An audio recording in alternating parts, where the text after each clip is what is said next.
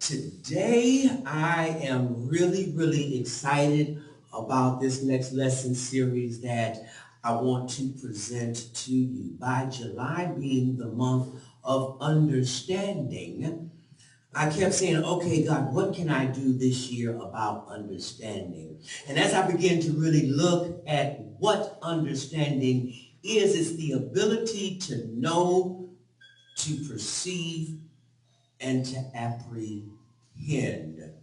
It's being able to see beyond the appearance to the actual reality. And in looking at what the reality of things are, we have to understand that there is a difference in the reality of things and the factuality of things.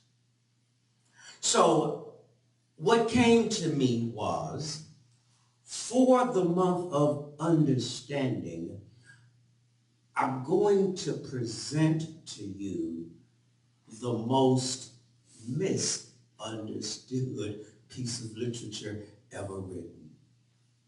And we're going to work with understanding the Bible.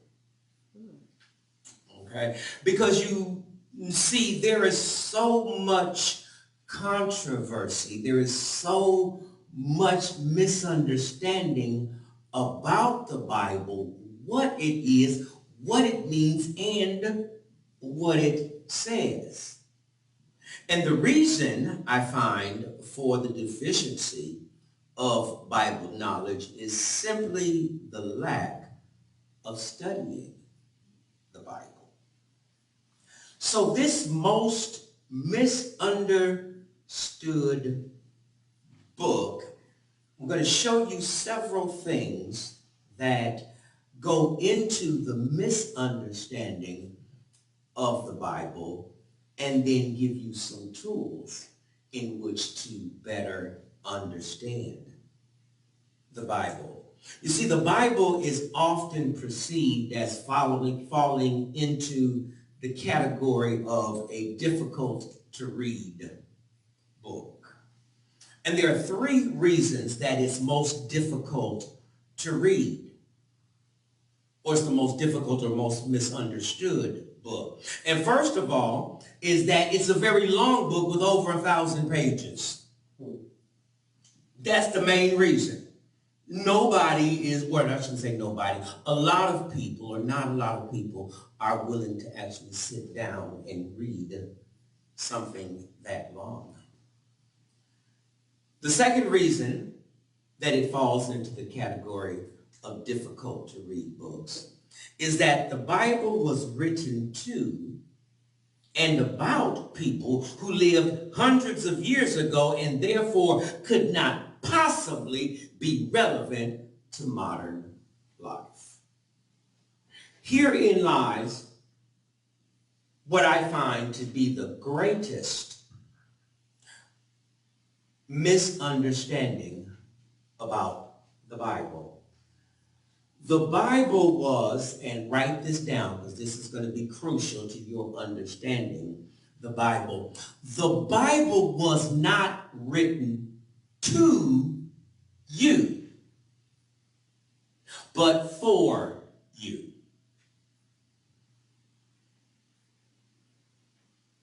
I want you to make sure we get there. It was written for you, but not to you. And because it was written to a certain culture, a certain group of people over 2,000 years ago, where the difficulty in misunderstanding comes into play is that we are reading a first century piece of literature with a 21st century mentality. It is difficult for some of us to read Shakespeare, or for some people to read Shakespeare, because of its readability. It was written to or in a period where that form of speech was normal and regular and understood. Right. So, because it was written so many years ago, the language, The terminologies have changed. And when we do not know the language or the terminology or don't understand those terminologies that was used then, it's difficult to have it make sense today. Now, the third reason that the Bible is the most misunderstood book, excuse me, is because, I'm about to mess with you now, the Bible is not a book. Not a book. It's not a book.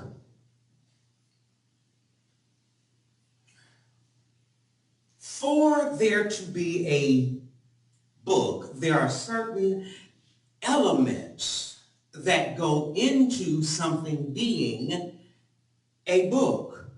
You see, the writing of a book is a creative process of consciously bringing together ideas in an understandable form.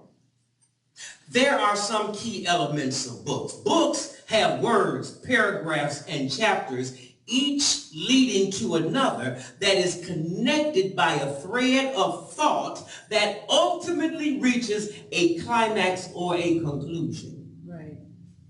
That's the general elements of what a book is. There are some things that most books have. Most books have, get this, one author who knows the direction that he or she wishes to take the reader or the audience. A book is generally, here's a key factor here, generally written all at once, though it may have taken place over several years. Even though it takes place over several years, an additional point about a book is that even though it's written by one or two authors, it's normally done in their lifetime. Yes. Additionally, here's the key thing about a book in our 21st century mentality is that it's all written in one language. The Bible is misunderstood because it was written in several languages and neither one of them was English. That's why it's difficult to understand the Bible. So, with the common elements that create a book, the Bible doesn't fit in that category. For you see, the Bible itself takes its name from the Latin word biblia, which means, get this, book of books, which comes from the Greek ta biblia, which means the books. So the Bible itself is not one book, but it is a collection of 66 individual books that does not fit within all of the elements of what we look at and what we see a book actually is. Now, here is the real meat or the crux of today's message.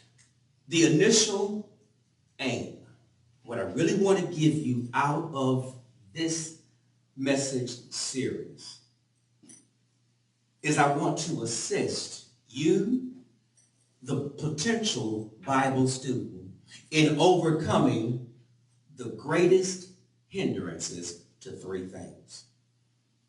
Number one, I want you to I want to assist you in overcoming hindrances to studying the Bible. That's what I want to give you. I want us to overcome, get past this thing about studying this grand piece of literature. And then number two, to overcome the hindrances in its readability. Over my next 6 messages, I'm going to give you and present to you different tools in which to make the Bible more readable. I also want to give you, through this lesson series, the relevance of that literature. Even though it was written outside of what we would consider modern times, there are some relevances that you will find. And I am very, very confident that once these hurdles are overcome, that an eagerness for Bible knowledge will emerge. Now, am I saying that you will be a Bible scholar after these next few messages? No. But that I want to open up the possibility of being able to study it, to read it, to know its relevance, and then to understand it. Of all the spiritual books that are available to you, the Bible actually is the most popular. It's the most popular piece of literature. Now, there are two significant events that led to the status of the Bible being so popular. Well, actually, there's more than two, but there are two major events that caused the Bible to be at the top of the list. The first of those two events was the invention of the printing press. By Johannes Gutenberg in the 15th century. Because now, prior to the invention of the printing press, books had to be produced by hand. So everything was being written down. Has anyone tried to read or make sense out of a doctor's prescription? It's not always the most legible. So in order for books to be reproduced, it had to be written by hand, and everyone's handwriting was not always the best. I remember in seminary, one of my instructors telling the story of a monk that was transcribing some of the scriptures.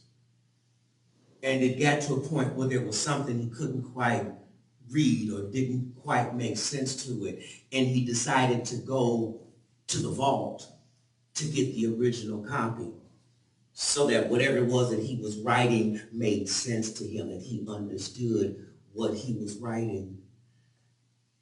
And so this monk went back into the deepest part of the vault and was down there for days. And when he came back up, he was just crying and beating his head up against the wall. And the other monks couldn't understand what was going on. He was down there with the original text, the original writings, and he comes back up and he's so distraught, he's so upset, he's so angry, and he's so mad. And they finally asked him, said, well, what is the problem? What's the matter with you? He said, the word is celebrate.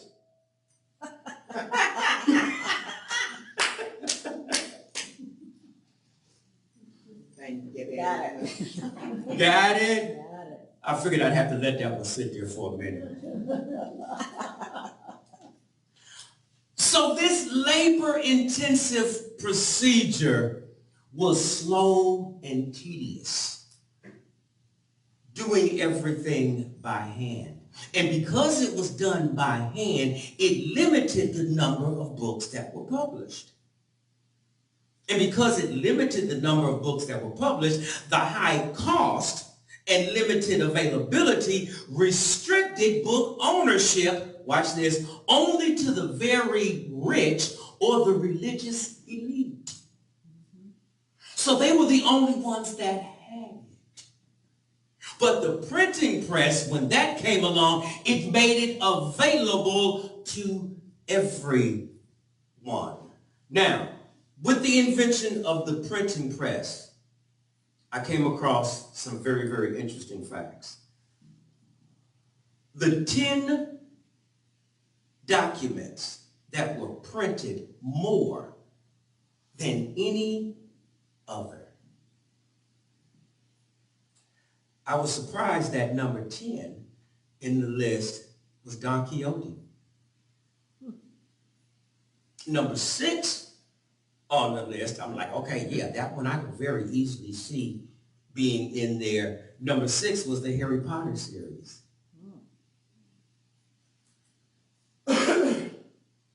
Number 4 was the Declaration of Independence that has been printed more than anything else. But the number 1 document that has been printed more than anything else is the Bible.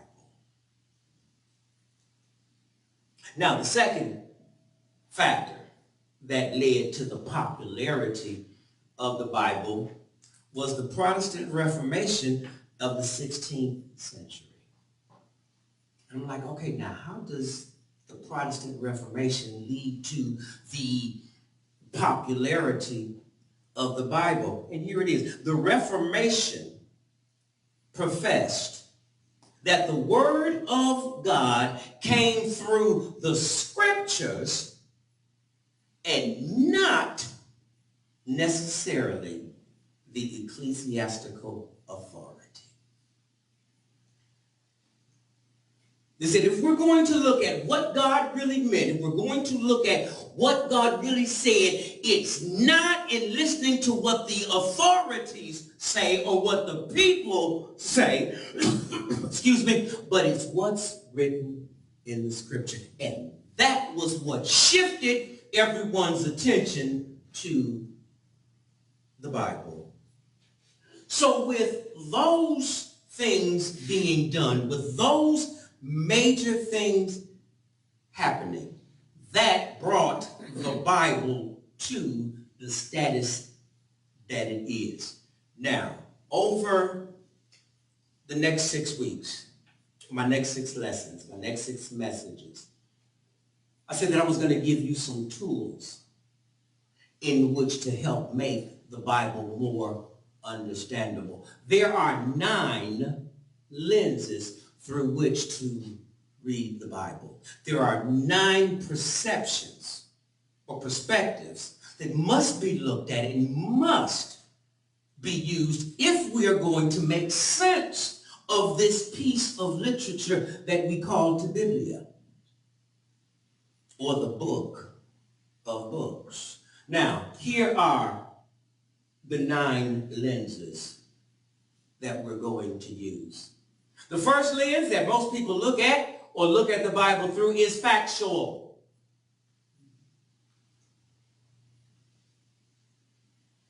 Right under factual, we have to look at it through the lens of history, the historical lens. That's what we have to look at when we're trying to make sense of the Bible. My favorite lens, and what makes me enjoy the Bible so much, is the lens of the dramatic. You see, there are some things that were used in some writings that were written so dramatically that it caught the person's attention. You see, books that we read now, spiritual books that are read, even movies, TV shows, have to get your attention. If it doesn't grab your attention, that book stays on the shelf and gets dusty. That movie gets overseen and doesn't get watched or doesn't get as much play. The dramatics is what gets your attention. Another lens and the thing that about the Bible that a lot of people don't get is the comedy. There are some things when you really read the Bible, you will start laughing if you understood the comedy that was being portrayed. Another one of the lenses that is so vitally important to me is the literary lens. To be able to look at it as a piece of well-written literature. Some of the best poetry, some of the best love songs that you will ever find, you're going to find in the Bible, in the book of Psalms. Barry White ain't got nothing on the love songs that's written in the Bible. The literary, it was very, very skillfully and craftfully written. Now, the lens that most people use when the Bible is beaten over somebody's head is the lens of moral. You want to try to make it morally right. That if you are not following this, then you are morally wrong. That there is something drastically wrong with you because I'm looking at you through this lens. And that's how some people present this piece of literature. Just all about being the moral aspect of it. One of the other key lenses that the Bible must be looked through is that of allegorical. A lot of people don't understand what allegorical means. The book of Genesis is primarily, especially both of the creation stories, and yes, there are two, both of the creation stories are allegorical. Okay? Because no one was there writing it down when it took place. Okay? Every culture has its creation story. So when we look at it through the allegorical lens, we can't always go back and make the events historical or actually factual. Another thing that is going on right now is through the lens of the prophetic. Saying what is going to take place in the future. The prophecy about what is possibly going to happen. That's the lens that some of what the Bible has been written about. But everything in the Bible from the prophetic lens cannot be looked at as factual. And sometimes the prophetic is done so in a way that is very dramatic. That's why the book of Revelation is so difficult for some people to understand or to get, is because the prophecy that's being talked about is being put in a very dramatic presentation. The last lens that the Bible is looked through that makes it more understandable is the metaphysical.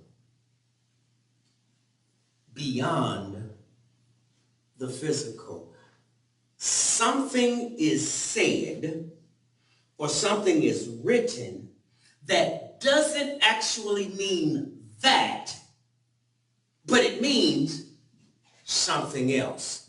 And because of the metaphysical, that it doesn't mean this, it means that, makes it difficult for people to understand because they're thinking that what it means or what it says is factual.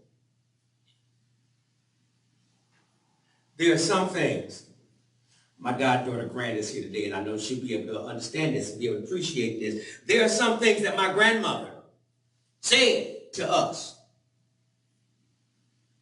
that if you heard her say this, you would do exactly what she said. She always told us, go get the mail out the box. It did not mean to physically go to the mailbox. Whenever she said, go get the mail out the box, what she meant was, grown folks want to talk, get out the room. You all know things like that, that something is said, but it doesn't actually mean that. I put on my high heel sneakers and went out and painted the town red. Did you actually get a paintbrush and go down Saginaw and put paint on the buildings? You see, the Bible is misunderstood because we're not looking at it beyond what it says. That's why I'm going to end with this. The book of Revelation is very, very difficult for some people to read because you have to know what the conditions or what the situations were when it was written. A lot of people don't know that. When John the Revelator was actually writing the book of Revelation, he was writing to a group outside that knew what he was talking about. John was actually on the Isle of Patmos. Okay, but people don't know. Patmos, it was a prison. He was in jail. They had locked him up, click, click, and he had to do the penguin walk, and they took him to jail. He was taken to jail because he was preaching the gospel. So while he was writing the letters in jail back to the people who he was originally preaching to, you have to understand this, you have to get this, in jail, they monitored and read his letters before they went out. You all have heard you call on a line said that this call is being recorded for training purposes. I wonder sometimes, well, when do you do the training?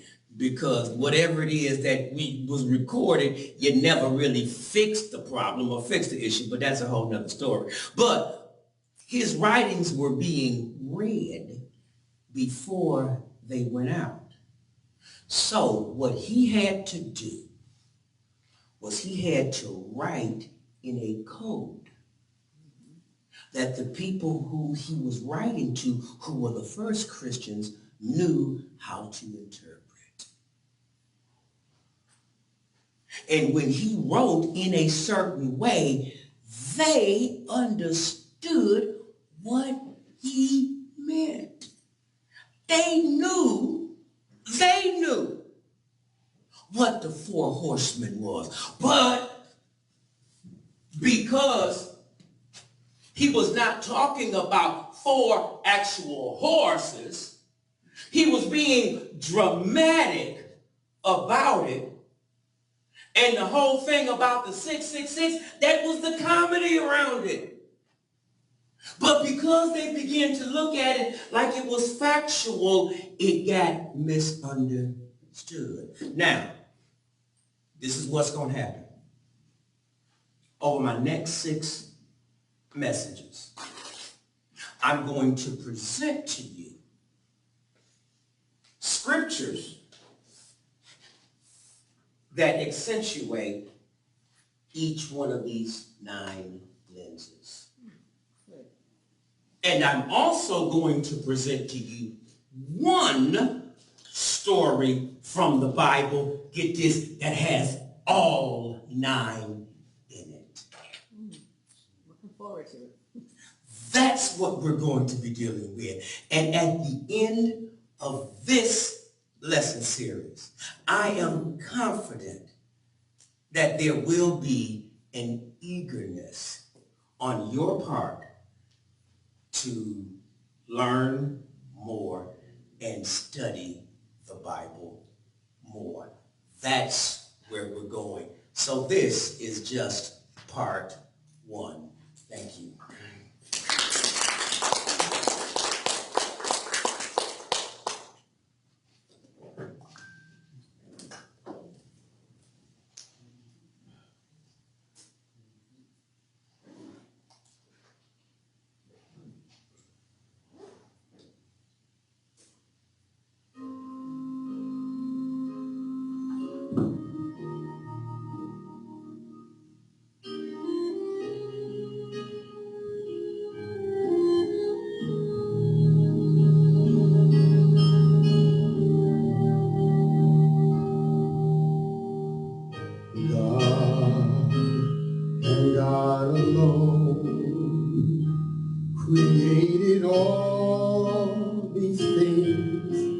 we call our own. From the mighty to the small, the glory in them all is God and God alone. God and God alone reveals the truth of all we call unknown.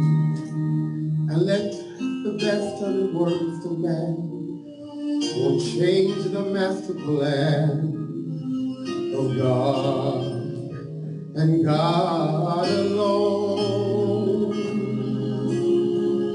God and God alone is fit to take the universe's throne. That everything that lives reserves through its praise for God and God alone.